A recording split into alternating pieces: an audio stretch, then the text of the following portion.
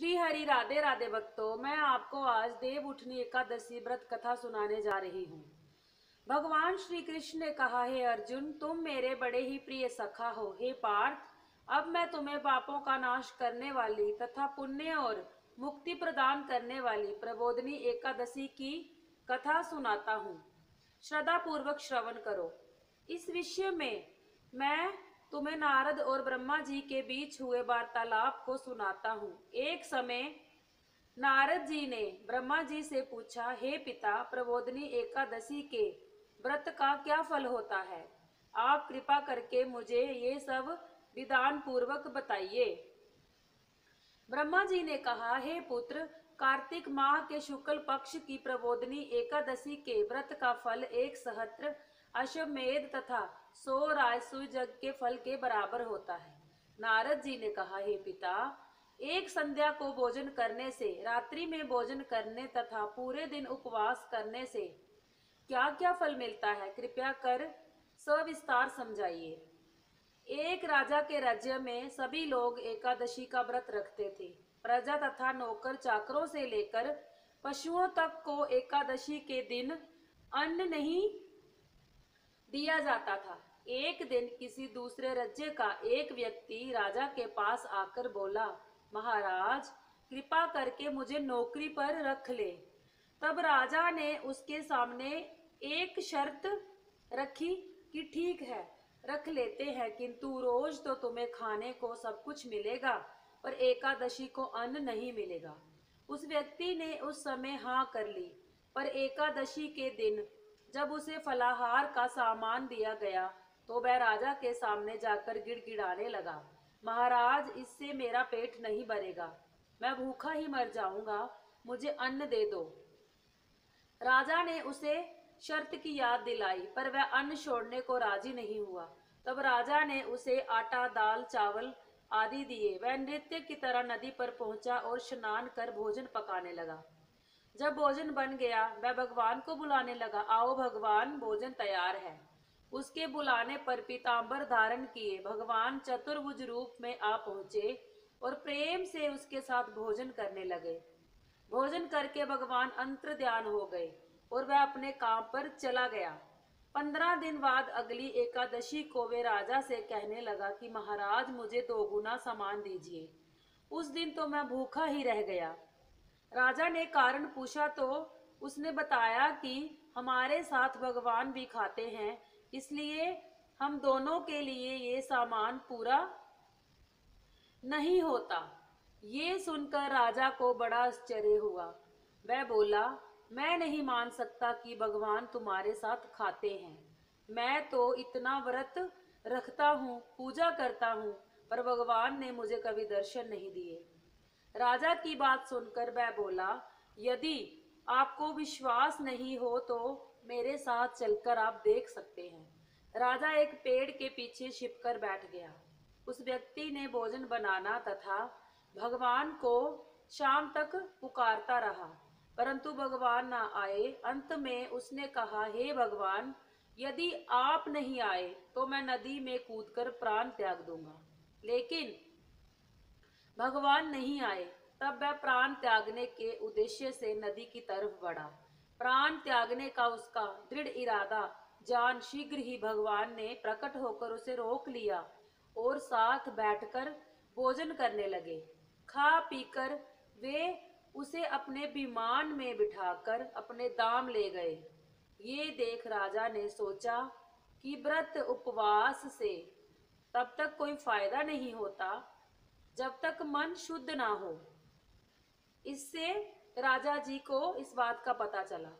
ब्रह्मा जी ने कहा, हे नारद, एक संध्या को भोजन करने से 2 जन्म के तथा पूरे दिन उपवास करने से 7 जन्म के सभी पाप नष्ट हो जाते हैं। जिस वस्तु का त्रिलोक में मिलना दुष्कर है, वह वस्तु भी प्रबोधनी एकादशी के व्रत से सहज ही प्राप्त हो जाती है। प्रबोधनी एकादशी के व्रत के प्रभाव से बड़ा पाप भी क्षण मात्र में ही नष्ट हो जाता है। पूर्व जन्म के किए हुए अनेक बुरे कर्मों को प्रबोधनी एकादशी का व्रत क्षण भर में नष्ट कर देता है। जो मनुष्य अपने स्वभाव अनुसार प्रबोधनी एकादशी का विधान पूर्वक व्रत करते हैं उन्हें पूर्ण फल प्राप्त होता है। हे पुत्र, जो मनुष्य श्रद्धा पूर्वक इस दिन कंचित मात्र पुण्य करते हैं उनका वे पुण्य पर्वत के समान अटल हो जाता है। जो मनुष्य अपने हृदय के अंदर ही ऐसा ध्यान करते हैं कि प्रबोधनी एकादशी का व्रत करूंगा, उनके 100 जन्म के पाप नष्ट हो जाते हैं। जो मनुष्य प्रबोधनी एकादशी को रात्रि जागरण करते हैं उनकी बीती हुई तथा आने वाली 10 पीढ़ियां विष्णु लोक में जाकर वास करती हैं और नरक में अनेक कष्टों को भोगते हुए उनके प्रित विष्णु लोक में जाकर सुख भोगते हैं। हे नारद, ब्रह्म हत्या आदि विकट पाप भी प्रबोधनी एकादशी के दिन रात्रि को जागरण करने से नष्ट हो जाते हैं। प्रबोधनी एकादशी को रात्रि को जागरण करने का फल अश्वमेध आदि जगों के फल से भी ज्यादा होता है। सभी तीर्थों में जाने तथा गो सुवर्ण भूमि आदि के दान का फल प्रबोधनी के रात्रि के जागरण के फल के बराबर होता है। हे पुत्र, इस संसार में उसी मनुष्य का जीवन सफल है जिसने प्रबोधनी एकादशी के व्रत द्वारा अपने कुल को पवित्र किया। संसार में जितने भी तीर्थ हैं तथा जितने भी तीर्थों की आशा की जाती है वह प्रबोधनी एकादशी का व्रत करने वाले के घर में रहते हैं। प्राणी को सभी कर्मों को त्यागते हुए भगवान श्री हरि की प्रसन्नता के लिए कार्तिक माह की प्रबोधनी एकादशी का व्रत अवश्य करना चाहिए। जो मनुष्य इस एकादशी व्रत को करता है वह धनवान, जोगी, तपस्वी तथा इंद्रियों को जीतने वाला होता है, क्योंकि एकादशी भगवान विष्णु की अत्यंत प्रिय है। इसके व्रत के प्रभाव से मनुष्य जन्म मरण के चक्र से मुक्त हो जाता है। इस एकादशी व्रत के प्रभाव से कायक, वाचिक और मानसिक तीनों प्रकार के पापों का शमन हो जाता है। इस एकादशी के दिन जो मनुष्य भगवान विष्णु की प्राप्ति के लिए दान, तप, होम, यज्ञ आदि करते हैं उन्हें अनंत पुण्य की प्राप्ति होती है। प्रबोधनी एकादशी के दिन भगवान श्री हरि का पूजन करने के बाद यौवन और वृद्धावस्था के सभी पाप नष्ट हो जाते हैं। इस एकादशी की रात्रि को जागरण करने का फल सूर्य ग्रहण के समान स्नान करने के फल से 77 गुना ज्यादा होता है। मनुष्य अपने जन्म से लेकर जो पुण्य करता है वह पुण्य प्रबोधनी एकादशी के व्रत के पुण्य के सब सामने व्यर्थ है। जो मनुष्य प्रबोधनी एकादशी का व्रत नहीं करता उसके सभी पुण्य व्यर्थ हो जाते हैं। इसलिए हे पुत्र, तुम्हें भी विधान पूर्वक विष्णु भगवान का पूजन करना चाहिए। जो मनुष्य कार्तिक माह के धर्म परायण होकर उन व्यक्तियों का अन्न नहीं खाते उन्हें चंद्रयान व्रत के फल की प्राप्ति होती है। कार्तिक माह में प्रभु दान आदि से उतने प्रसन्न नहीं होते जितने की शास्त्रों की कथा सुनने से प्रसन्न होते हैं। कार्तिक माह में जो मनुष्य प्रभु की कथा को थोड़ा बहुत पढ़ते या सुनते हैं उन्हें 100 गायों के दान के फल की प्राप्ति होती है। ब्रह्मा जी की बात सुनकर नारद जी बोले, हे पिता, अब आप एकादशी के व्रत का विधान कहिए और कैसा व्रत करने से किस पुण्य की प्राप्ति होती है, कृपा कर ये भी समझाइए। नारद की बात सुन ब्रह्मा जी बोले, हे पुत्र, इस एकादशी के दिन मनुष्य को ब्रह्म मुहूर्त में उठ जाना चाहिए और स्नान नदी से निवृत्त होकर व्रत का संकल्प करना चाहिए। उस समय भगवान विष्णु से प्रार्थना करनी चाहिए कि हे प्रभु, आज मैं निराहार रहूंगा और दूसरे दिन भोजन करूंगा, इसलिए आप मेरी रक्षा कीजिएगा। इस प्रकार प्रार्थना करके भगवान का पूजन करना चाहिए और व्रत प्रारंभ करना चाहिए। उस रात्रि को भगवान के समीप गायन, नृत्य, वाद्य तथा कीर्तन करते हुए रात्रि व्यतीत करनी चाहिए। प्रबोधनी एकादशी के दिन कृपांता को त्याग कर बहुत से पुष्प, अगर धूप आदि से भगवान की आराधना करनी चाहिए। शंख के जल से भगवान को अर्घ देना चाहिए। इसका फल तीर्थ दान आदि से करोड़ गुना अधिक होता है। जो मनुष्य अगस्त पुष्प से भगवान का पूजन करते हैं उनके सामने इंद्र भी हाथ जोड़ता है। कार्तिक माह में जो बिल पत्र से भगवान का पूजन करते हैं उन्हें अंत में मुक्ति मिलती है। कार्तिक मास में जो मनुष्य तुलसी जी से भगवान का पूजन करता है उसके 10,000 जन्मों के सभी पाप नष्ट हो जाते हैं। जो मनुष्य इस माह में श्री तुलसी जी के दर्शन करते हैं, जहाँ स्पर्श करते हैं, जहाँ ध्यान करते हैं, जहाँ कीर्तन करते हैं, जहाँ रोपण करते हैं तथा सेवा करते हैं, वह 1000 कोटि युग तक भगवान विष्णु के लोक में वास करते हैं। जो मनुष्य तुलसी का पौधा लगाते हैं उनके कुल में जो पैदा होते हैं वह प्रलय के अंत तक विष्णु लोक में रहते हैं। जो मनुष्य भगवान का कदम्ब पुष्प से पूजन करते हैं वह जमराज के कष्टों को नहीं पाते। सभी कामनाओं को पूरा करने वाले भगवान विष्णु कदम पुष्प को देखकर अत्यंत प्रसन्न होते हैं। यदि उनका कदम पुष्प से पूजन किया जाए तो इससे उत्तम बात और कोई नहीं है। जो गुलाब के पुष्प से भगवान का पूजन करते हैं उन्हें निश्चय ही मुक्ति प्राप्त होती है। जो मनुष्य बकुल और अशोक के पुष्पों से भगवान का पूजन करते हैं वह अनंत काल तक शोक से रहित रहते हैं। जो मनुष्य भगवान विष्णु का सफेद और लाल कनेर के फूलों से पूजन करते हैं उन पर भगवान अत्यंत प्रसन्न रहते हैं। जो मनुष्य भगवान श्री हरि का दुर्वा दल से पूजन करते हैं वे पूजा के फल से 100 गुना ज्यादा फल पाते हैं।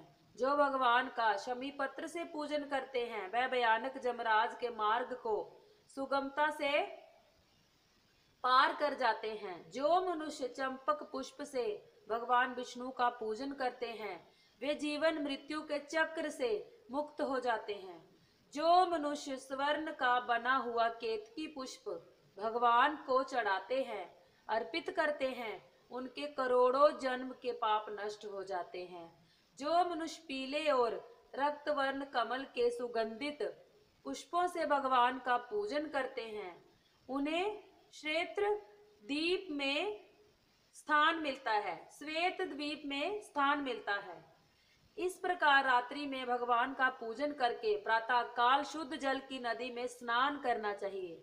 स्नान करने के उपरांत भगवान की स्तुति करते हुए घर आकर भगवान का पूजन करना चाहिए। इसके बाद ब्राह्मणों को भोजन कराना चाहिए और दक्षिणा देकर आदर सहित उन्हें प्रसन्नता पूर्वक विदा करना चाहिए। इसके बाद गुरु की पूजा करनी चाहिए और ब्राह्मणों को दक्षिणा देकर नियम को छोड़ना चाहिए। जो मनुष्य रात्रि स्नान करते हैं उन्हें दही और शहद दान करना चाहिए। जो मनुष्य फल की आशा रखते हैं उन्हें फल दान करना चाहिए।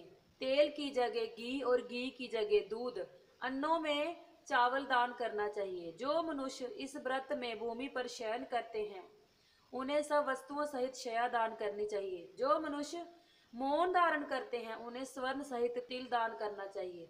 जो मनुष्य कार्तिक माह में खड़ायु धारण नहीं करते उन्हें खड़ायु दान करने चाहिए। जो इस माह में नमक त्यागते हैं उन्हें शक्कर दान करनी चाहिए। जो मनुष्य नृत्य प्रति देव मंदिरों में दीपक जलाते हैं उन्हें स्वर्ण या तांबे के दीपक को घी तथा बाती सहित दान करना चाहिए। जो मनुष्य चतुर्मास्य व्रत में किसी वस्तु को त्यागते हैं उन्हें उस दिन से उस वस्तु को पुनः ग्रहण करना चाहिए। जो मनुष्य प्रबोधनी एकादशी के दिन विधान पूर्वक व्रत करते हैं उन्हें अनंत सुख की प्राप्ति होती है और अंत में स्वर्ग को जाते हैं। जो मनुष्य चतुर्मास्य व्रत को बिना किसी बाधा के पूर्ण कर लेते हैं उन्हें दोबारा जन्म ही नहीं लेना पड़ता। जिन मनुष्यों का व्रत खंडित हो जाता है उन्हें दोबारा प्रारंभ कर लेना चाहिए। जो मनुष्य इस एकादशी के महात्मा को सुनते व पढ़ते हैं उन्हें अश्वमेध जग के फल की प्राप्ति होती है। ये थी देवउठनी एकादशी की कथा। बोलिए विष्णु भगवान की जय, लक्ष्मी माता की जय, एकादशी माता की जय।